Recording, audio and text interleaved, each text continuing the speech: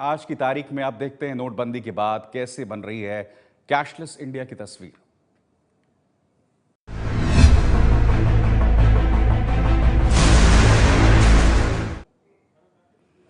क्या भारत जैसा विशाल देश जहां इंटरनेट कनेक्टिविटी में दिक्कत है, जहां कई लोग प्रचार प्रसार के माध्यमों से वंचित हैं, वहां हम कैशलेस यानी बगैर नकदी के काम कर सकते हैं।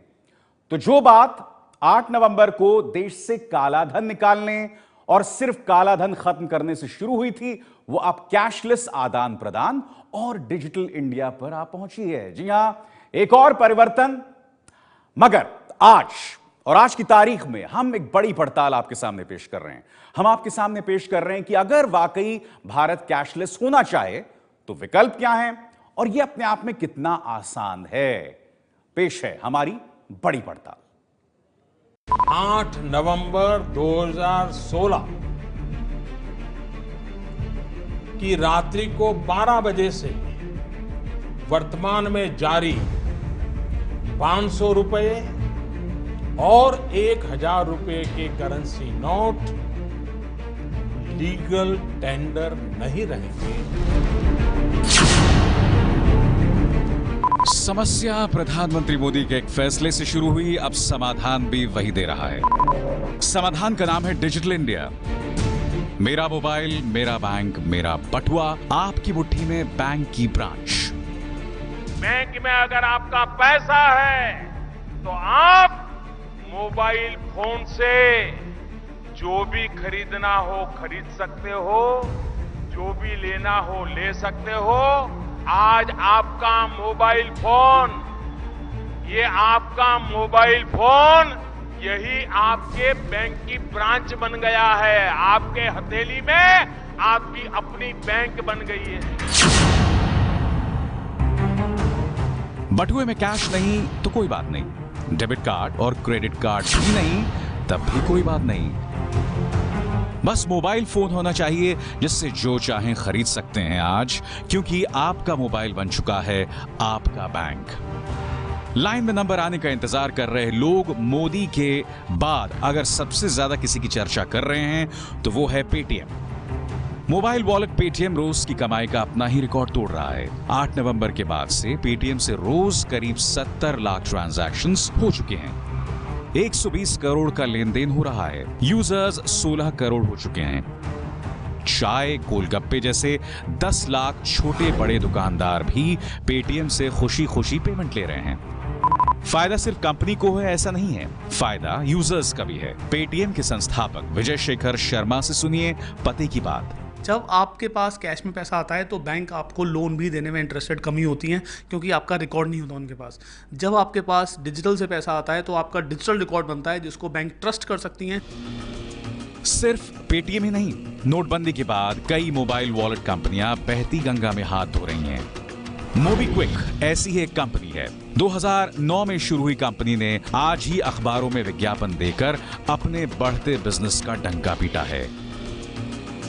8 नवंबर के बाद आज 4 करोड़ यूजर्स मोबीक्विक का इस्तेमाल कर रहे हैं।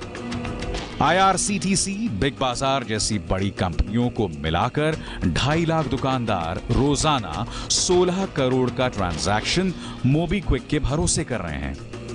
पहले तो हमारे यूज़र्स बहुत ज़्यादा मात्रा में दिल्ली बॉम्बे में थे, मगर अब जो है दूसरे टियर के जो शहर हैं वहाँ भी काफ़ी जुड़ रहे हैं। सरकारी डिजिटल पेमेंट प्लेटफॉर्म ने भी रफ्तार पकड़नी शुरू की है। SBI बड़ी भी जमने में लगा है। 10 लाख यूजर्स हो चुके हैं। National payments corporation of India के रुपे प्लेटफॉर्म पर रोज 8 लाख ट्रांजैक्शंस हो रहे हैं। यूनिफाइड पेमेंट इंटरफेस यानी UPI के लिए स्मार्टफोन भी नहीं चाहिए, SMS से पेमेंट होता है। UPI पर रोज 9000 ट्रांजैक्शन हो रहे हैं। लेकिन क्या डिजिटल इंडिया इतना आसान है? चुनौती इसलिए बड़ी दिखती है क्योंकि देश में 65% मोबाइल यूजर्स के पास स्मार्टफोन नहीं है। 93% ग्रामीण भारत ने कोई डिजिटल ट्रांजैक्शन नहीं किया है।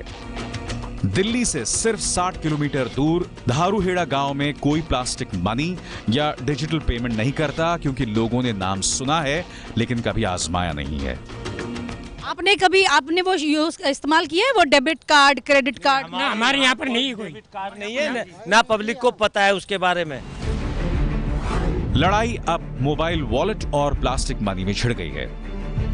मोबाइल वॉलेट की रफ्तार से प्लास्टिक मनी बढ़ नहीं रही है। इस समय देश में करीब 14 लाख स्वाइप मशीन्स हैं। 4 लाख मशीन्स इस्तेमाल में नहीं हैं। सरकार ने बैंकों से अगले 3 महीने में 10 लाख स्वाइप मशीन्स लगाने को कहा है।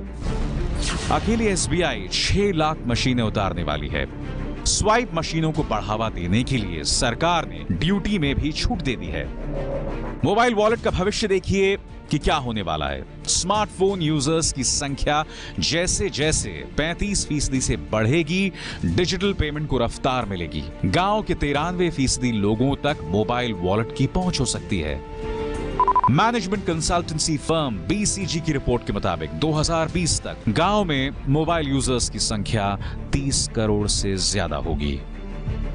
अनुमान लगाया जा रहा है कि 2022 तक यानी अगले 4 सालों में मोबाइल वॉलेट से ट्रांजैक्शन 55 लाख करोड़ तक हो सकता है, जो अभी 20,600 करोड़ है। अनुमान भविष्य का सच लगता है क्योंकि 2014-2015 में मोबाइल वॉलेट यूजर्स की जो संख्या 25 करोड़ थी वो अब 60 करोड़ से ज्यादा हो चुकी है। जब इतना कुछ हो जाएगा तो मोबाइल वॉलेट की जो इंडस्ट्री अभी 154 करोड़ की है वो 2022 में 30,000 करोड़ की हो जाएगी। मोबाइल वॉलेट देश को वो दे सकता है जो प्लास्टिक मनी यानी क्रेडिट कार्ड, स्मार्टफोन नहीं दे पाए। उपभोक्ता को एनुअल फीस से निजात मिल सकती है, दुकानदार को मर्चेंट फीस से छुटकारा मिलेगा। बैंक इसलिए फायदे में रहेंगे कि उनको कार्ड बनाने, बीमा देने जैसे झंझट से मुक्ति मिल जाएगी। तो नोटबंदी से कैश कम हुआ तो कैशलेस ट्रांजैक्शन लोगों और दुकानदारों की मजबूरी हो गई है। 20-21 दिनों में कैशलेस ट्रांजैक्शन के फायदे देखने समझने के लिए स्वाइप मशीन की डिमांड बढ़ी है। स्वाइप मशीन वो होती है जिससे क्रेडिट कार्ड और डेबिट कार्ड से पेमेंट होता है। आइए देखते हैं कैसे मिलेगी स्वाइप मशीन, उसके बाद आपको बताएंगे स्वाइप मशीन कैसे काम करती है। जी हां, स्वाइप मशीन से पेमेंट बहुत ही आसान है। इसे पाने का तरीका भी बेहद सरल है। अगर आप दुकानदार हैं तो आपको बैंक के पास जाना होगा, बैंक आपको स्वाइप मशीन का एक एप्लीकेशन देगा। इसके बाद बैंक वेंडर को आपके पास स्वाइप मशीन देने के लिए भेजता है। वेंडर दुकान में मशीन लगा देता है। बैंक आपसे मशीन का चार्ज भी वसूलता है।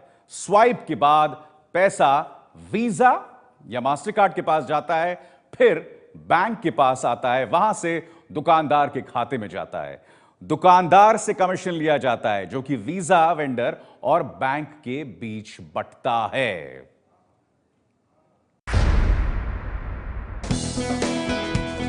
आपके पास कैश नहीं है और आपको जरूरत का सामान खरीदना हो तो यह स्वाइप मशीन आपके लिए बड़ी मददगार साबित हो सकती है। नोटबंदी के बाद दुकानदार भी स्वाइप मशीन के जरिए पैसे ले रहे हैं। कैशलेस ट्रांजैक्शन जो कि ऑनलाइन हो सकता है, लेकिन अगर आपको दुकानदार के पास जाना है, सामान लेना है, तो उसके लिए अक्सर स्वाइपिंग मशीन का इस्तेमाल होता है। कैसे आप लोग जो है इस पर काम करते हैं?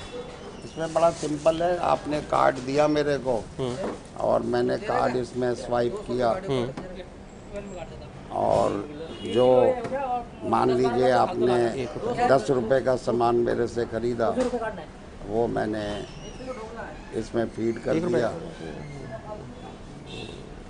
और बस ये आप इसमें अपना वो डाल दीजिए, पिन नंबर डालेंगे जिससे कि कोई आपको मैनिपुलेशन आपके अकाउंट में भी गड़बड़ी नहीं होगी। तो आप मानते हैं कि ये वाकई में एक आसान तरीका है और ख़ास तौर पर आज जबकि जो है कैश का इतना ट्रांजैक्शन होता है उसमें कैशलेस ट्रांजैक्शन बनाने का एक आसान तरीका है ये? बिल्कुल, why not, it is the most easiest way for cashless transaction. यानी कि अगर आप जो है कुछ इस तरीके से कार्ड को स्वाइप कर रहे हैं तो आसानी से कैशलेस ट्रांजैक्शन भी हो जाएगा, पैसा भी नहीं रखना पड़ेगा। और ख़ास तौर पर अगर हम बात करते हैं नोटबंदी के बाद की, तो क्या इसका जो है इस्तेमाल जो बढ़ा है ख़ास तौर पर दुकानों पर आप लोगों के लिए, अभी जब से जो है पिछले 2-3 हफ्तों की बात की जाए तो? बिल्कुल, जो सेल्स हैं उसका 70% कार्ड में कन्वर्ट हो गया। जी, यहाँ पर सैयद आए थे काफ़ी ज़्यादा मिठाई लेनी थी, करीबन जो 1600-1700 रुपए की मिठाई ली है। सैयद, जब यहाँ पर आए थे तो क्या कैश लेकर आए थे? नहीं, मैं कैश एहतियात के लिए मैंने कुछ कैश रख लिया था, क्योंकि मेरे कार्ड में पहले से कुछ प्रॉब्लम आ रही थी, हर जगह ये स्वाइप नहीं हो पा रहा था। बट मेरा इंटेंशन यही था कि कार्ड स्वाइप करके ही मुझे देना था, क्योंकि कैश की परेशानी हो रही है काफ़ी जगह। तो मानते हैं कि स्वाइपिंग मशीन के ज़रिए या कार्ड के पेमेंट के ज़रिए एक अच्छा और आसान सरल तरीका है, क्योंकि आपने अभी हमने देखा है कि आपने कार्ड से पेमेंट किया और आपको सामान मिल गया है। एक आसान तरीका है। हाँ, ये एक आसान तरीका है, बट ये है कि कितनी जगह अवेलेबल है, इसकी एबिलिटी क्या है और कितनी आसानी के साथ इसको इस्तेमाल किया जाता है। आसानी होती है, लेकिन ज़रूरत इस बात की है कि आखिर ये मशीन कितनी जगह अवेलेबल है, ये भी एक बहुत बड़ा मुद्दा है, क्योंकि हर जगह मशीन अवेलेबल नहीं है। कैमरा पर्सन रंजीत के साथ अंकित गुप्ता, ABP न्यूज़, दिल्ली।